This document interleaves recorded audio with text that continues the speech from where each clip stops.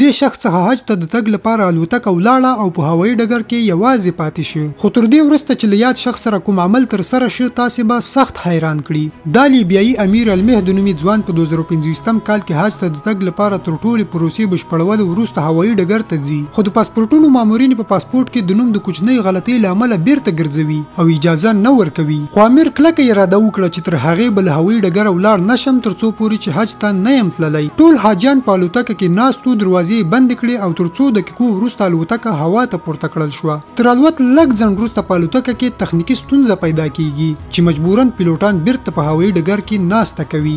دلته یو ځل بیا امیر راغوښتل کیږي خو پیلوټان یې نه ورسره مني تر دې چې الوتکه بیا ځلې هوا ته پورته کیږي. یو ځل بیا تر الوت وروسته په الوتکه کې همغه ستونزه تکراریږي چې د دوهم ځل لپاره الوتکه بیرته په هوایي ډګر کې کینی. خو دا ځل پیلوټ قسم کوي چې الوتکه به له امیر پرته نه پورته کوي. په پای کې امیر راغواړي په الوتکه کې کینوي چې په بریالیتوب سره الوت کوي او د خپل سفر هدف سره سم مکې ته د حج ادا کولو لپاره رسیږي.